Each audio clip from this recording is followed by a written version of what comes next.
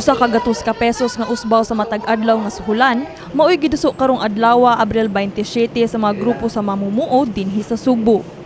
Personal nga misumeter sa ilang petisyon ang mga grupo sa mamumuo nga gipanguluhan sa Alsa Kontraktual Cebu ug partido manggagawa alang sa 100 pesos nga daily wage increase o immediate wage relief para sa mga trabahante sa Central Cebu. Subay niini, nagpahigayon sab og piket ang ubang mga grupo sa mamumuo nga nisuporta sa maong filing gawas sa buhatan sa Department of Labor and Employment Condoles sa Rehiyon 7. Anamo lang jud murag immediate economic relief ba sa mga workers tungod aning inflation gikan pa last year. So pero dilibot pasabot nga kontento na may aning 100 amo nang giklaro no. Kanang 100 pang murag ayuda ba? Ayuda nga emergency situation murag ingana. Yeah. Ang mamumuo isa lang sa isa ka tuig, isa lang ka beses gitagaan sa balaod nga mo file og increase.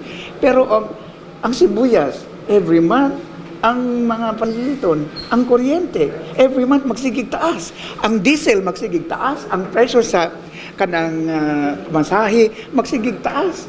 Pero ang mga mamumuo isa lang ka beses magpetisyon. So dapat i-grant nila ang 100.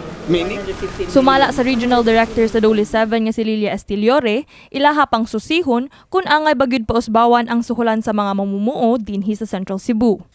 Yan ang i-deliberate natin, no? If it's high time na mag-increase na ba or hindi, no? Because makikita man talaga natin na prices are increasing, but we also would need to see if with the increasing prices, if this is just temporary, yung inflation rate natin, or it could be, it's really necessary na mag-increase.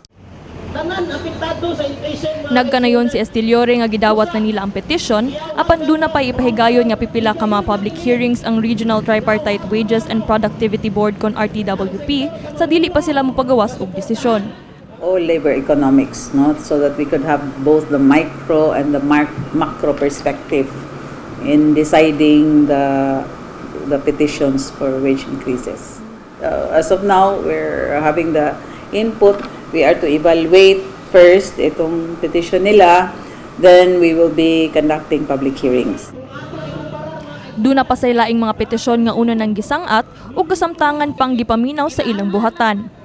Taliwa sa maong mga yunguo sa mga trabahante sa Subo, nasayran nga sumala sa datos nga gipresentar sa Philippine Statistics Authority kon PSA, ang ekonomiya sa Central Visayas mitubo og 7.6% sa tuig 2022. Gani ang Central Visayas, nagpabiling ikaupat sa labing dakong ekonomiya sa tibuok Pilipinas nga nag-value og 1.29 trillion pesos.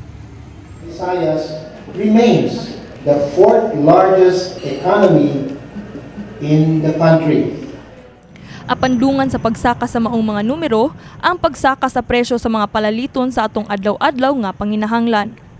Hinungdan nga nagkanayon ang mga nahinabi sa MyTV Cebu team nga mga minimum wage earners dinhi sa Dakbayan nga dakong tabang kanila kung maaprubahan ang maong 100 pesos daily wage increase. Magana ka mo trabaho kay na kay increase na gud siya ma'am. Yeah. Sometimes ka nang maglisod ka na kay murag motivation for the everyday ni mga work. Maayo ma'am kuna. Mas maayo gyud ang maduwag dungagan. Kini si Queenie Holigon alang sa MyTV Cebu.